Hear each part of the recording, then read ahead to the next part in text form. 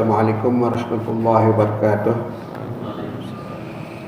A'udzubillahi minasyaitonirrajim. Bismillahirrahmanirrahim. Alhamdulillahirabbil alamin wassalatu wassalamu ala asyrafil mursalin wa ala alihi wa sahbihi ajmain. Bapak-bapak, ibu-ibu jamaah Masjid Al-Muslimun yang dirahmati Allah, kembali saat ini kami akan menyampaikan pembacaan buku tanya jawab agama yang diterbitkan oleh tim Majelis Tarjih dan Tajdid Pimpinan Pusat Muhammadiyah.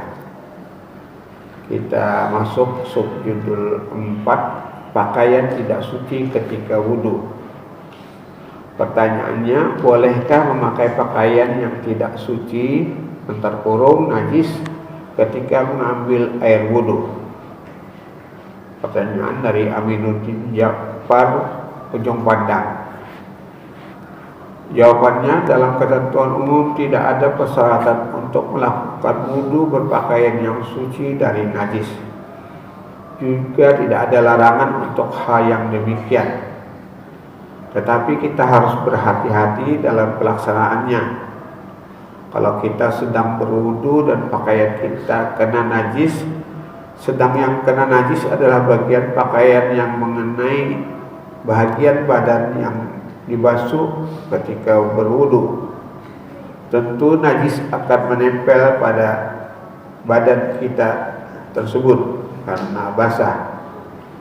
Kalau demikian, sekalipun pada waktu sholat pakaian yang kena najis itu dilepas, najis akan menempel pada badan sehingga sholatnya tidak sempurna karena badannya terkena najis.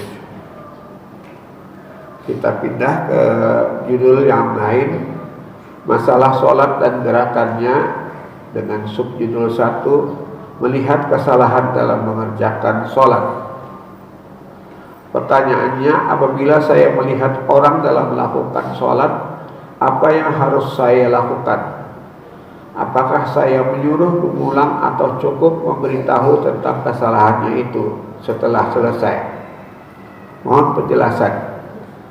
Pertanyaan dari Priyo Sulistiono, Malang. Jawabannya, kita harus melihat kondisi kesalahan dan kondisi orang yang melakukan kesalahan.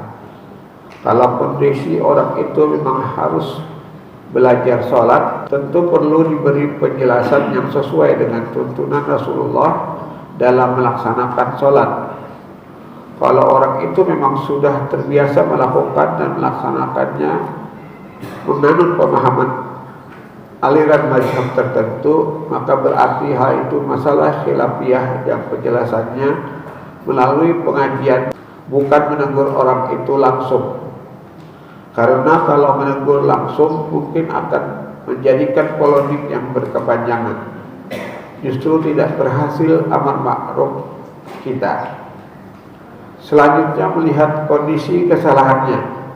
Kalau kesalahan orang itu dalam bacaan ayatnya mungkin kurang, maka dapat diberitahukan hal itu. Tidak harus mengulang salatnya. Tetapi kalau kekurangannya tentang hal pokok seperti kurang rakaatnya, maka perlu diberitahukan kekurangannya itu. Tapi kalau orang itu belum mengetahui caranya, perlu ditunjukkan dengan menambah rakaatnya. Kemudian diminta sujud sahwi atau sujud karena lupa. Demikian pembacaan buku tanya jawab tarjih ini. Kita tutup dengan membacakan Subhanakallahumma wa bihamdika asyhadu an la ilaha illa anta astaghfiruka wa atubu ilaik. Assalamualaikum warahmatullahi wabarakatuh.